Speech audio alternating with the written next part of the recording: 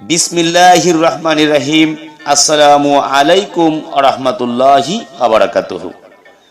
সুফিবাদের নিগুড় রহস্য এবং আধ্যাত্মিক প্রেমের এক অনন্য অধ্যায়ে আপনাদের স্বাগতম। আজকের আলোচনা অত্যন্ত গভীর এবং হাকিকতপূর্ণ। কেন সুফিগণ বলেন আল্লাহ পাক খাতুনে জান্নাত মা ফাতেমাতুজ জোহরাকে মা বলে সম্বোধন এবং সিক্ত করেছেন, অথচ মাওলা আলীকে বাবা বলেননি? এর পেছনে লুকিয়ে থাকা আশারে খোদাই বা খোদা প্রেমের রহস্য আজ আমরা ধাপে ধাপে বিস্তারিত বিশ্লেষণ করব। সুফিবাদ কেবল বাহ্যিক ইবাদত নয়, এটি হলো অন্তরের ইবাদত। মহান আল্লাহ পাক পবিত্র কোরআনে বলেছেন, আমি মানুষের শাহরগের চেয়েও নিকটবর্তী।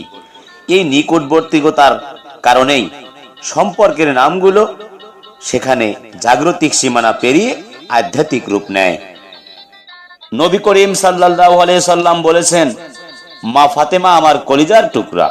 সুফিগণ বলেন, মা ফাতেমা হলেন নূরে মুহাম্মাদীর সেই অংশ যা নারী সত্তার পূর্ণতা দান করেছেন। তিনি কেবল একজন মানবী নন, তিনি উম্মে আবিহা বা তার পিতার মাতা। রাসূল পাক সাল্লাল্লাহু আলাইহি সাল্লাম নিজেই মা ফাতেমাকে উম্মে আবিহা, তার পিতার মা বলে ডাকতেন। যখন সৃষ্টির মূল উৎস রাসূল তাকে মা বলে ডাকছেন, তখন স্রষ্টার পক্ষ থেকে সেই সম্বর্ধন আসা সুফি তত্ত্বে স্বাভাবিক ও যুক্তিযুক্ত। সুফি মতে মা কোনো লিঙ্গবাচক শব্দ নয়, বরং এটি হলো আসল বা উৎসের প্রতীক। সৃষ্টির মূলে রহমত, আর এই রহমতের দরিয়া হলেন মা ফাতেমা। আল্লাহ তার সৃষ্টির মমতা ও দয়াকে সম্মান জানাতেই এই রূপক বা আধ্যাত্মিক সম্বর্ধন ব্যবহার করেছেন। মাওলা আলী আলাইহিস সালাম হলেন বাবুল ইলেম বা জ্ঞানের দরজা। তিনি হলেন নফস এ রাসূল। বাবা সম্বর্ধন করলে সেখানে এক ধরনের দূরত্ব সৃষ্টি হয়, কিন্তু আলী ও আল্লাহর মধ্যে সুফি মতে সির বা গোপন সংবাদের এমন মিলন যে সেখানে কোনো মাঝখানের পর্দা থাকে না। সূরা নূরের ৩৫ নম্বর আয়াতে আল্লাহর নূরকে একটি মিশকাত বা চেরাগদানির সাথে তুলনা করা হয়েছে। আরিফগণ বলেন, এই চেরাগদানি হলেন মা ফাতেমা, যা নূরে মুহাম্মাদীকে ধারণ করে আছেন। হাদিস কুদসিতে আছে, হে নবী, আপনি না হলে আমি আসমান জমিন কিছুই সৃষ্টি করতাম না। সুফিগণ এর সাথে যোগ করেন, আর মা ফাতেমা না হলে আমি আপনাদের কাউকেই প্রকাশ করতাম না। অর্থাৎ প্রকাশের মাধ্যম হিসেবে তিনি মাতৃরূপে বরেণ্য। পৃথিবীতে যে কোনো মহাপুরুষ বা অলির আগমনের মাধ্যম হলেন মা। মা ফাতেমা হলেন 11 জন ইমাম ও কোটি কোটি অলিয়া উলিয়ার জননী। তাই আল্লাহ তাকে সৃষ্টির আধ্যাত্মিক জননী হিসেবে মর্যাদা দিয়েছেন। মাওলা আলী আল্লাহর সিংহ। তিনি আল্লাহর ইয়াদুল্লাহ বা হাত। হাত কখনো বাবা হয় না, হাত হয় শরীরের অবিচ্ছেদ্য অংশ। তাই আলীর সাথে আল্লাহর সম্পর্ক ফানা বা লীন হওয়ার, পিতৃত্বের নয়। খাজা মঈনুদ্দিন চিশতি রহমাতুল্লাহ আলাইহি থেকে শুরু করে বড় পীর আব্দুল কাদের জিলানী রহমাতুল্লাহ পর্যন্ত সকলেই মা ফাতেমার চাদরের নিচে আশ্রয় খুঁজেছেন। তাদের মতে মা ফাতেমার দোয়া হলো আল্লাহর দয়া পাওয়ার শর্টকাট রাস্তা। যখন কোনো কিছু সৃষ্টি ছিল না, তখন আরশের নিচে একটি নূর চমকাচ্ছিল। ফেরেশতারা জিজ্ঞাসা করলেন, এটি কার নূর? উত্তর এলো, এটি ফাতেমার নূর। সেখানেই মায়ার বীজ বপন করা হয়েছিল। মহান আল্লাহ যখন ফাতেমাকে মা বলেন, তখন তিনি মূলত সৃষ্টির প্রতি তার যে মাতৃসুলভ মমতা, রহিম ও রহমান গুণ, তার বহিঃপ্রকাশ ঘটান। রাসূল পাক সাল্লাল্লাহু আলাইহি সাল্লাম আলীকে ভালোবেসে আবু তুরাব বা মাটির পিতা বলেছিলেন। তিনি মাটির জগতের বা জাগতিক বেলায়েতের পিতা, কিন্তু আল্লাহর কাছে তিনি হলেন মাজহারুল আজায়েব বা বিষয়কর। প্রকাশস্থল। আল্লাহর 100টি রহমতের মধ্যে 99টি মা ফাতেমার হৃদয়ে গচ্ছিত রাখা হয়েছে বলে সুফিদের বিশ্বাস। এই রহমতের কারণেই তিনি মা। জান্নাতের সকল নারীর নেত্রী হলেন মা ফাতেমা। জান্নাত হলো শান্তির ঘর, আর শান্তি আসে মায়ের আঁচল তলে। তাই আল্লাহর কাছে ফাতেমার মর্যাদা এক অনন্য উচ্চতায়। আল্লাহর 99টি নামের মধ্যে রহমান ও রহিম গুণটি সৃষ্টির ধারক হিসেবে কাজ করে। সুফিগণ বলেন, আল্লাহ পাক তার এই সৃষ্টিশীল ও মমতা ভরা গুণটি মা ফাতেমার মাঝে সম্পূর্ণরূপে আমানত হিসেবে রেখেছেন। মা যেমন সন্তানকে গর্ভে ধারণ করেন, মা ফাতেমা তেমনি তরিকতের সকল সন্তানকে তার আধ্যাত্মিক চাদরের নিচে ধারণ করেন। এই ধারণ করার গুণের কারণেই তিনি মা। সিংহ হলো সূর্য, বীর্য এবং হেকমতের প্রতীক। আল্লাহ পাক মাওলা আলীকে তার ক্ষমতার বহির্প্রকাশ হিসেবে সৃষ্টি করেছেন। বাবা সম্বর্ধন করলে সেখানে এক ধরনের মানবিক সীমাবদ্ধতা চলে আসে, কিন্তু সিংহের সাথে চষ্টার সম্পর্ক হলো সরাসরি শক্তির। আলী হলেন আল্লাহর সেই শক্তি যা বাতিলের মস্তক চূর্ণ করে। সৃষ্টির শুরুতে যখন নূরে মুহাম্মাদি প্রকাশিত হলো, তখন সেই নূর থেকে একটি অংশ আলাদা হয়ে মা ফাতেমার রূপ নিল। এটি কোনো লিঙ্গভেদ নয়, বরং এটি হলো নূরের বিকরণ। এই বিকরণ যখন সমগ্র বিশ্বজগৎকে আলোকিত করল, তখন ফেরেশতারা সেই নূরকে উম্মুল মাখলুকাত বা সৃষ্টির জননী হিসেবে চিনল। রাসূলে পাক সাল্লাল্লাহু আলাইহি সাল্লাম বলেছেন, মায়ের পায়ের নিচে সন্তানের জান্নাত। সুফি তত্ত্বে জান্নাতের সর্দারনি হলেন মা ফাতেমা। অর্থাৎ আধ্যাত্মিক জান্নাত পেতে হলে মা ফাতেমার কদম মোবারকের ধুলা হতে হবে। আল্লাহ পাক এই মহাজাগতিক সত্যকে প্রতিষ্ঠিত করতেই ফাতেমাকে মা হিসেবে সম্বোধন করে জগৎবাসীকে শিক্ষা দিয়েছেন। সুফি পরিভাষায় ফানা মানে বিলীন হওয়া। মাওলা আলী আল্লাহর প্রেমে এমন ভাবে বিলীন যে তার নিজের কোনো অস্তিত্বই নেই। তিনি নিজেই বলেছেন, আমি সেই বিন্দু যা বিসমিল্লাহর নিচে থাকে। বিন্দু যেমন অক্ষরের পান, আলী তেমনি কোরআনের পান। আর পান কখনো পিতা হয় না, পান হয় অস্তিত্বের মূল। হাদিসে আছে, মা ফাতেমা যখন তসবিহ পাঠ করতেন তখন আরশ কাঁপত। আল্লাহ পাক ফেরেশতাদের বলতেন, দেখো আমার প্রিয়তমা বান্দি আমাকে স্মরণ করছে। এই প্রিয়তমা সত্তার মাঝেই আল্লাহ তাআলা তার সৃষ্টির প্রতি মমতার পূর্ণতা খুঁজে পেয়েছে, যা মা শব্দের মাধ্যমে পৃথিবীতে পরিচিত। যদি নবুয়ত হয় সূর্য, তবে বেলায়েত হলো চন্দ্র, আর এই চন্দ্রের জ্যোৎস্না হলেন মা ফাতেমা। মাওলা আলী সেই চন্দ্রের ধারক। সূর্য থেকে আলো নিয়ে চন্দ্র যেমন পৃথিবীকে শীতল করে, মা ফাতেমা তেমনি আল্লাহর নূর নিয়ে মুমিনদের অন্তরকে শীতল করেন। এই শীতলতা কেবল মায়ের আঁচলেই সম্ভব। মিসকিন, এতিম ও কয়েদিকে খাবার দেয়ার ঘটনায় আল্লাহ পাক সূরা দাহর নাজিল করেন। সেখানে মা ফাতেমার ত্যাগের প্রশংসা করা হয়েছে। আল্লাহ পাক যখন কোনো বান্দার ত্যাগে মুগ্ধ হন, তখন তিনি তাকে সর্বোচ্চ সম্মানে ভূষিত করেন। সুফিদের মতে সেই পরম সম্মানই হলো মা সম্বর্ধন। মাওলা আলী আলাইহিস সালাম হলেন সকল ওলিয়া উলিয়ার ওস্তাদ। শিক্ষক বা ওস্তাদকে বাবা বলা হয় জাগতিক অর্থে, কিন্তু রুহানি জগতে তিনি হলেন মাওলা বা অভিভাবক। আল্লাহ তাকে মাওলা বানিয়ে মুমিনদের উপর কর্তৃত্ব দিয়েছেন, আর ফাতিমাকে মা বানিয়ে দিয়েছেন আশ্রয়। পবিত্র কোরআনে আল্লাহ পাক বলেছেন, আমি আপনাকে কাউসার দান করেছি।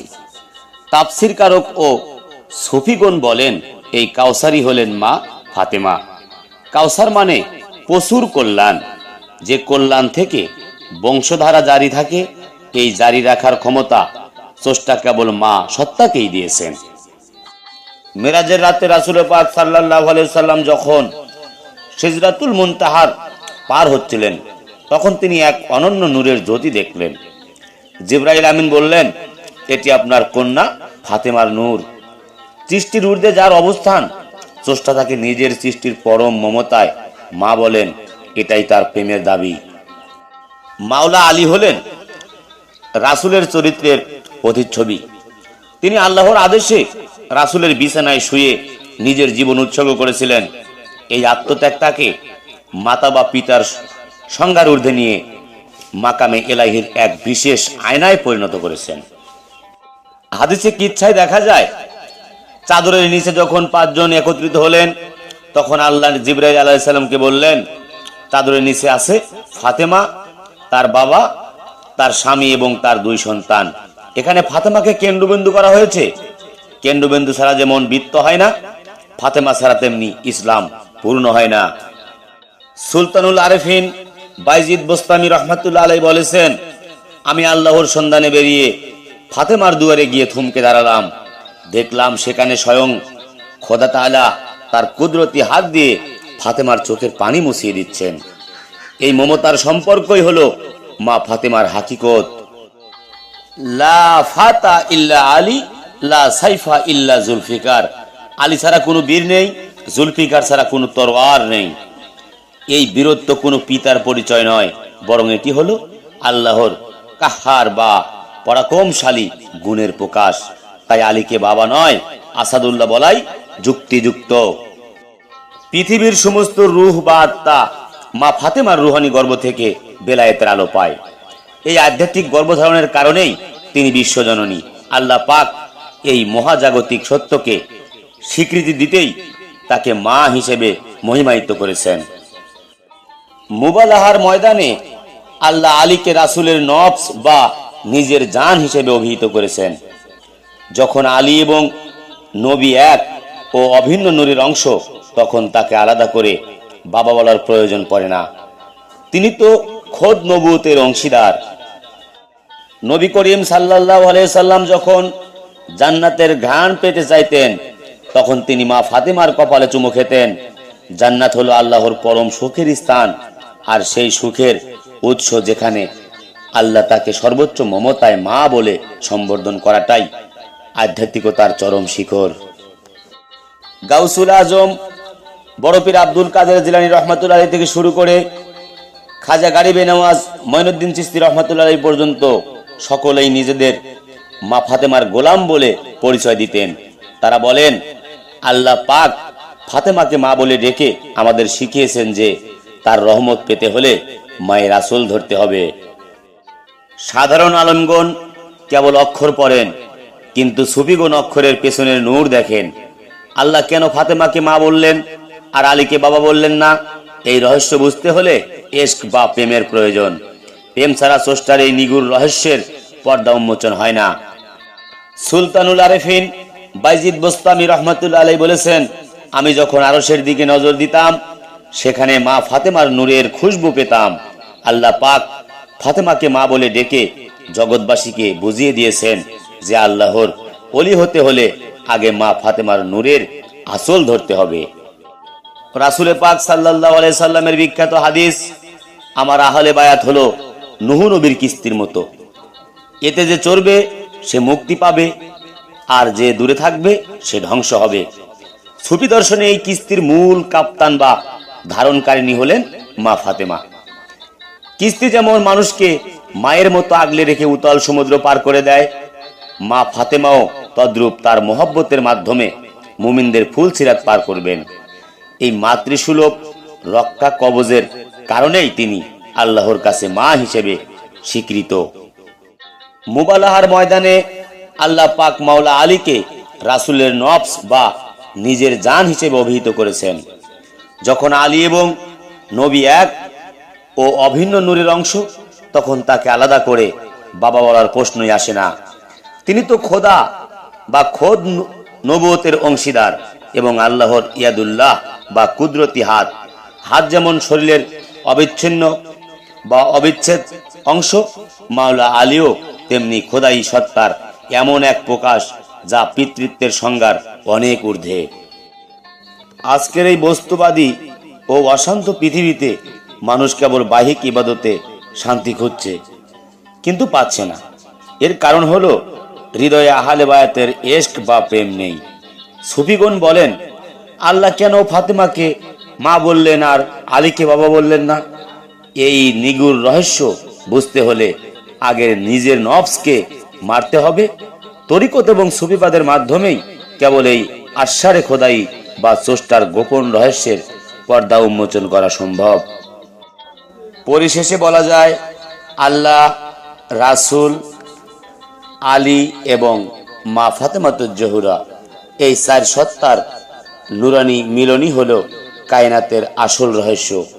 আল্লাহ পাক মা ফাতেমাকে মা বলে সম্বোধনে সিক্ত করে সৃষ্টির প্রতি তার পরম মমতার বহিঃপ্রকাশ ঘটিয়েছেন, আর মাওলা আলীকে বীরত্বের মাকাম দিয়ে নিজের কুদরতের স্বাক্ষর রেখেছেন।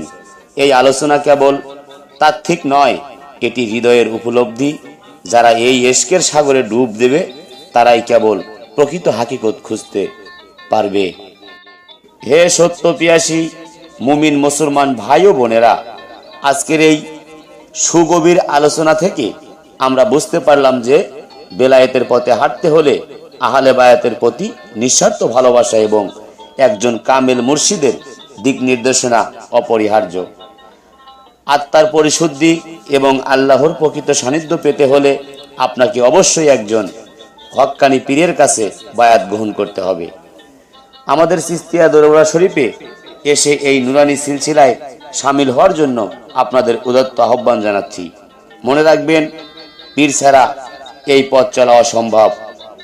সুফিবাদের নিগুড় রহস্যগুলো আরো বিস্তারিতভাবে জানতে এবং মা ফাতেমা ও মাওলা আলীর শান সম্পর্কে গভীর জ্ঞান অর্জন করতে আমাদের কাছে বিশেষ সুফিবাদ ও তরিকত বিষয়ক বই পাওয়া যায়। আপনার এই বইটি সংগ্রহ করতে আজই যোগাযোগ করুন চিশতিয়া দরবার শরীফ। চিশতিয়া তরিকার প্রসার এবং দ্বীনি খেজমত দেওয়ার লক্ষ্যে আমাদের সুফি সেবা ফাউন্ডেশন নিরলস কাজ করে যাচ্ছে। এই মহৎ কাজের অংশীদার হতে এবং তরিকার উন্নয়নে শরিক হতে ফাউন্ডেশনের সদস্য হওয়ার জন্য আপনাকে জানাচ্ছি আমন্ত্রণ। এই আধ্যাত্মিক সত্যগুলো সারা বিশ্বে ছড়িয়ে দিতে আমাদের চ্যানেলটি সাবস্ক্রাইব করুন এবং ভিডিওটি ভালো লাগলে লাইক দিন এবং শেয়ার করুন, যাতে অন্যরা এই হাকিকত জেনে ঈমান তাজা করতে পারে। আল্লাহ আমাদের সবাইকে আহলে বায়াতের গোলাম হিসেবে কবুল করুন, আমিন। সবাই ভালো থাকবেন, সুস্থ থাকবেন। হয়তো আবারও নতুন কোনো ভিডিও নিয়ে আপনাদের মাঝে হাজির হব। খোদা হাফেজ। জয় গুরু, জয় হোক পাক পাঞ্জাতন, আহলে বায়াত ও বিশ্ব মানবতা।